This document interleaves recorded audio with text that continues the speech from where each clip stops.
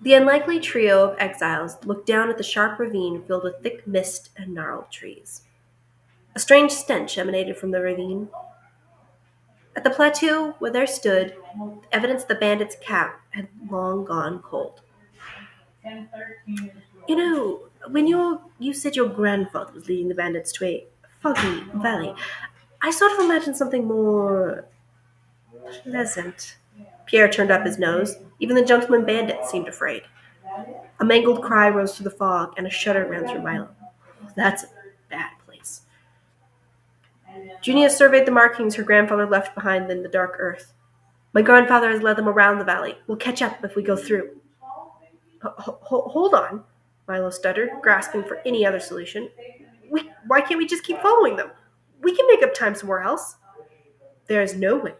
I am going to step foot in there, Pierre exclaimed, taking a step back from the edge. The only hope we have to save the ones we love is to stop the bandits before they reach their fortress. We are but 2 warriors, 3 if you want to count Awesome Possum, who's still learning.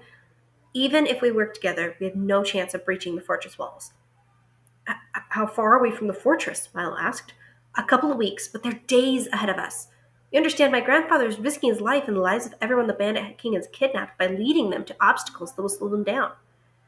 Pierre sighed in relief. Oh, okay, we'll catch up to them at the next obstacle then. If the bandit king catches on, he will kill him or someone else to stop him, and there's no more obstacles my grandfather could reasonably lead them to without being obvious. Junia secured her shield on her back, determination etched on her face. Tense silence followed as Mylo chewed on these facts. If we go down there, we could die before we ever reach the bandits. Pierre shook his head. We're the only people who care enough or crazy enough to try to rescue them. Then you have to ask yourself, how much do you care? Junia glared at Mylo. How much do you care about the mess that you created by giving a madman a healing power stone? The death that he's caused, the pain that he will inflict if you don't stop him. Maybe ask yourself, how crazy are you, Silver Paladin? I wish to save the chieftain's daughter, but I'm more confident that I will find a way into a fortress. I see no reason to risk this ravine. Pierre retorted. Enough talk. Give me the rope. Junia held out her hand to Mylo. He had the rope in his pack. I'll go first. Mylo gulped. He promised to follow her instructions. Your fear for your grandfather is clouding your judgment. Fine, I'll do it myself. Junia grabbed the packs with supplies from his back, and none too gentle. Mylo lost his balance and got a mouthful of dirt. He coughed and spat the dirt from his mouth. Pierre grabbed onto the packs Junia had tried to wrestle a rope out of. His skin had gone pale underneath his mask. No, we cannot go down there. That is a cursed place. You call yourself a warrior and you're afraid of a little crack in the ground? Junia shook her head, grasp. Her face twisted as Pierre managed to hold on. Let go.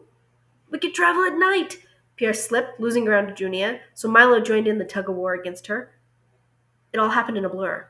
Mylo wasn't sure who lost their footing first, Junia or Pierre, but in the crazy struggle, the supplies ended up going over the side of the ravine.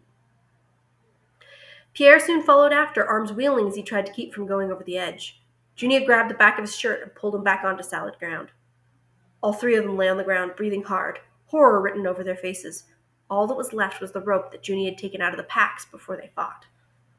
Mylo's heart sank. We'll die without those supplies. But if we go in that place, we're not going to make it out alive, Pierre hissed. How could you do this? Junia shook her head. I'm a wayfinder. I can keep us alive. You just have to trust me. Pierre groaned in frustration, pulling at his hair. No. I'm tired of trying to save you from yourself. I'm going on my own way. Mylo put a hand on Pierre's arm. I've lived in the Outlands for uncountable seasons. Each time I traveled to a new place, I would befall some terrible danger, but I always had my healing power stone to save me. You're new to the Outlands, so you cannot comprehend the sheer danger that lurks behind each tree. Mylo remembered, and the memories burned like a fresh wound. So many faces he had to leave behind, coming back to a village after a few seasons to find burned cinders and ashes, young men and women cut down by a monster, by flash flood, by another exile. Mylo shook his head to clear out the old ghosts. We need those supplies, and we need Junia. As much as I wish we could survive without them, we need both to survive. I don't have a power stone, and we're no match for a pack of Beowulfs, much less a Mimir. You saw what she did to that monster. I've never seen anyone do that. Pierre shook off Mylo's hand. What use is a mad wayfinder? Better than no wayfinder at all, Mylo said. Without clean water, we won't last a week. Without Junia, we might not last the night. Junia stayed silent during this exchange, waiting for them to come to their own conclusion. The struggle and resulting loss of supplies seems to have snapped her out of her panic. I'm not mad. I'm desperate. This is what we've been waiting for. It is a chance. If we don't take it, all this will be for naught. I give you my word that whatever we find down there, I can defeat it. Junia secured the rope to a sturdy tree trunk and showed each one of them in turn how to grasp the rope and walk down the face of the ravine. In the distance, the trees creaked and shifted as something large moved into the forest, coming straight for them. Junia sucked in a breath. We need to get out of here. Now. Mylo followed Junia, every nerve brittle with fear. Pierre paced at the top of the ravine, still undecided. What? Afraid of a little rustling? Junia's feet slipped and she hung from the rope. Mylo lost his footing as the rope swayed. Although Junia regained her footing, Mylo couldn't move. Awesome Possum, I need you to keep moving, Junia urged, her voice as distant to the ground below.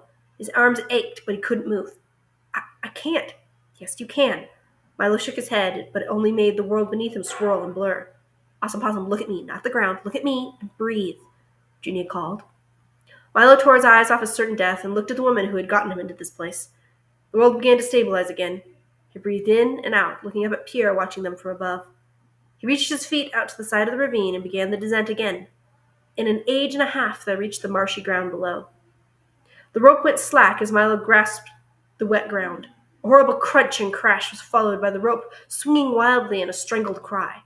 Pierre half walked, half ran down the side of the ravine to join them. Junia caught him as he fell about 3/4 of the way down to the ground.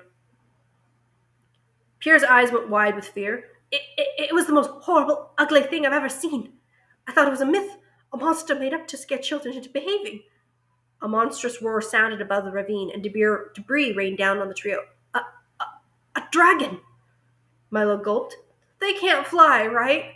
Oh, they can fly. We just have to hope that it isn't desperate enough to go after us. Mylo shuddered, pulling all of them away from the edge as a horrifying rain of slobber followed down the rocks and dirt. Their saliva can paralyze even the most powerful monsters. We need to get away from here. Now. Pierre scrambled out of Junia's arms and brushed off his shirt. Don't mistake my presence as approval or willingness to follow your lead. Junia rolled her shoulder. Trust me, I won't make such a mistake. The supply packs were only a short distance off from where they landed. Gathering everything up, Junia gave 1 pack to Pierre and 2 to Mylo. I have to keep my hands free to deal with any monsters we may encounter. Trudging through the muck, Mylo drew heavy breaths. It was far slower going than he anticipated. This place was riddled with portals opening and closing. Unlike other portals, they seemed to be contained to this valley. At least the other side looked like the same mucky, foggy valley. Mylo pushed his way through the brush strangled with vines, but the vines grasped at him, hungry and alive. Junia, it's got me! Pierre managed to squeak before it pulled him deeper into the marsh.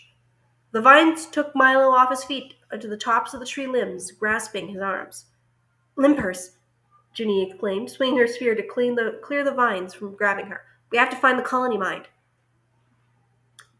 Masked Bandit slashed the vines, dragging him deeper and deeper into the muck and mire. Vines shouldn't have a mind at all. Prefers live prey. Go limp, it'll let you go. It took every fiber of Mylo's being to fight against his instincts and relax. The vines stretched and pulled, trying to get him to respond. Junia dived into the muck with her spear, searching for the colony mind. Slowly, ever so slowly, the vines lowered him to the ground. Mylo opened his eyes to see the masked bandit's hand slip under the mud. The vines flared, wriggled, and twisted into horribly contorted shapes. The vines keeping Mylo captive threw him across the clearing. As the vines sagged and stopped their movement, Mylo searched on the shores, waiting for Junia and Pierre to surface. Tense moments followed. Mylo gathered a length of the vine, tied it to the tree trunk, and wrapped it around his waist, diving after his companions. In the murky water, he found the masked bandit sinking deeper and deeper, still, with Junia struggling to bring him to the surface. Mylo grabbed the masked bandit's other arm and helped Junia pull him to the surface. They gasped for air, Junia and the masked bandit coughing and hacking the brackish water. You saved my life, Pierre gasped. You risked your life to save mine. I made you a promise. Junia took a deep breath. Save your words, just breathe. Mylo rummaged through the foliage, seeking water breath root. The thorny plant grew low to the ground next to marshy waters like this. He found a small root, barely enough for the two of them. He cleaned the root in the water. Here, chew on this and swallow the juice. Spit out the fiber once the bitterness fades.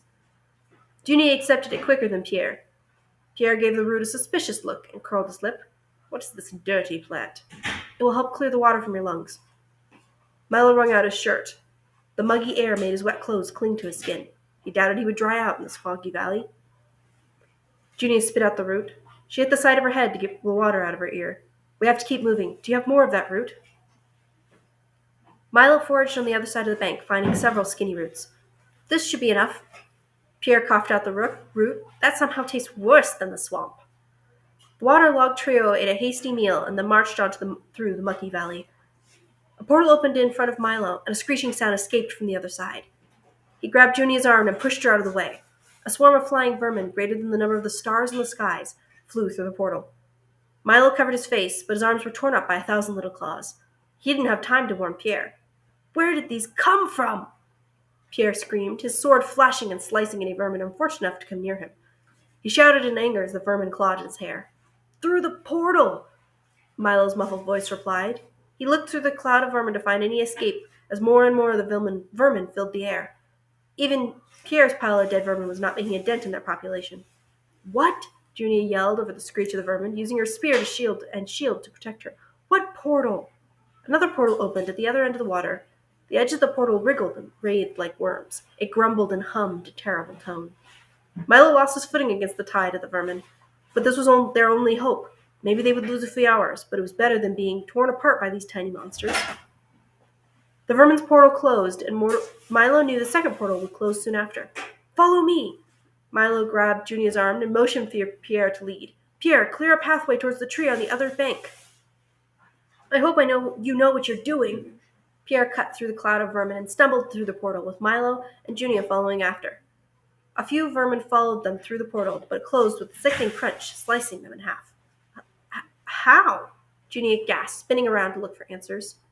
They were up against one of the sides of the ravine. This side was riddled with caves. I know, portals are dangerous and not to be trusted. Mylo wished he had something to stop the bleeding from his cuts, or at least clean them so they wouldn't get infected. What are you talking about? What is a portal? Pierre asked, pointing a gut-covered sword at Mylo. Mylo looked between Junia and Pierre. You know, the holes that appear and lead you to other places. Junia shook her head. I have no idea how you transported us from that muck to these caves. I didn't do anything, Mylo argued. Wait. I can understand Pierre not knowing. He's just got here. But you said you grew up here, Junia. Your grandfather must have warned you about them. Mylo, I didn't see anything until we came through whatever it was. Junia gestured behind them. Mylo shook his head. You have to be joking. They're everywhere. The outlines are riddled with them. The swarm came through a portal. They just turned up out of thin air, Pierre stated. I didn't see any holes. But he did push me before the swarm appeared, Junia said, so he must have seen something they couldn't see. The only other answer is he can teleport and concocted this strange story to put us off his trail. Pierre frowned, but he doesn't seem smart enough to come up with such an interesting story. Mylo paced in the mouth of the cave, trying to make sense of what they were saying. His mother had taught him about portals as a child. She said every child had to learn about the portals and their dangers. Never go through a portal. Whatever's on the other side is bound to be worse. A warm, foul smell emanated from the cave. A darkness pulled at the corners of Mylo's eyes. His instincts told him to get away or play dead. We have to go, Mylo squeaked, running past Pierre and Junia into the mucky forest once more. We have to get away from here. Junia spun her spear, and Pierre shifted to face the mouth of the cave. The cave spat out mud-caked primates with dreads filled with leaves and twigs trailing on the ground. It sneered and snarled at them. Why do I always find monsters that can climb? The masked bandit turned to face the monster. A pitiful thing. I'll put you out of your misery. Junia hefted her shield and twirled her spear to face the primate. This does not belong here. To his credit, Pierre didn't run. He stood his ground, but he always chose the wrong moments to be a hero. First with Junia, now this monster. Junia struck the monster in the shoulder with her spear, enraged the monster, and twisted her spear from her grasp with its convulsions. It pulled the spear from his shoulder and snapped it in half. Junia retreated back to where Pierre stood. Pierre chuckled. Ha! I doubt you'll fare so well against my sword, beast!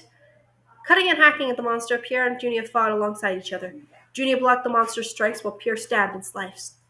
A dark shape moved in the cavern, and Mylo shouted, Watch out! Unfortunately, Pierre didn't know what he was supposed to watch out for, so he left himself open. The primate lifted him off his feet and threw him deeper into the muck. Junia was ready, but it didn't make a difference.